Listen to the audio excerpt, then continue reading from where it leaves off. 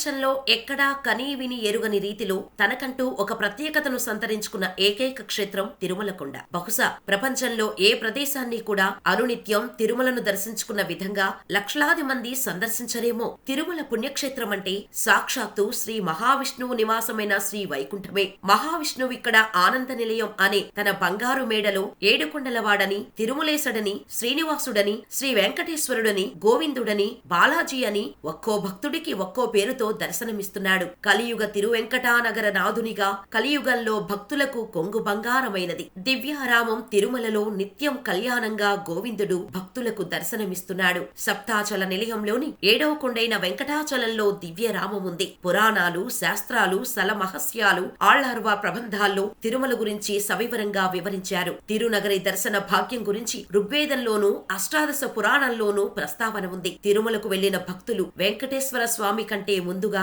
వరాహస్వామిని ఎందుకు దర్శించుకోవాలి? చాలా మంది భక్తులకు అసలలా ఎందుకు చేయాలో తెలియదు కాని చేసేస్తుంటారు. తిరుమలలో శ్రీనివాసుడు వెలసి 5000 సంవత్సరాలు అవగా అప్పటి వరకు తిరుమల శిఖరం వరాహస్వామి సొంతం. అప్పట్లో వరాహస్వామి వద్ద శిఖరంపై 100 చదరపు అడుగుల స్థలాన్ని బహుమతిగా తీసుకున్నాడు వెంకటేశ్వర స్వామి. దానికి బదులుగా శ్రీనివాసుడు ఒక హామీ ఇచ్చాడు వరాహస్వామికి. అదేంటంటే తన కోసం వచ్చే భక్తులు ముందుగా వరాహస్వామిని దర్శించుకుని వచ్చేలా చూస్తారని చెప్పాడు. తిరుమలలో వెలిసిన తొలిదైవం వరాహస్వామి. అందువల్లనే వెంకటాచలం వరాహ క్షేత్రంగా ప్రసిద్ధికెక్కింది. తిరుమల శ్రీవారి ఆలయ పుష్కరిణికి వాయువ్యమూలలో తూర్పు ముఖంగా శ్రీ వరాహస్వామి ఆలయం ఉంది. శ్రీ వెంకటేశ్వర స్వామికి ఇక్కడ స్థలం ఇచ్చినందుకు వరాహస్వామికి తొలి దర్శనం, మొదటి అర్చన, మొదటి నివేదన జరిగేటట్టు తామ్రపత్రం పైన వెంకటేశ్వరుడు రాసి ఇచ్చాడు. ఈ తామ్రపత్రం మీద బ్రాహ్మి లిపిని పోలిన అక్షరాలు దాని మీద ఉన్నాయి. ఈ రాగి రేకును నేటికి ₹3 హారతి టికెట్ కొన్న భక్తులకు హారతి సమయంలో చూపిస్తారు. భక్తులు ముందుగా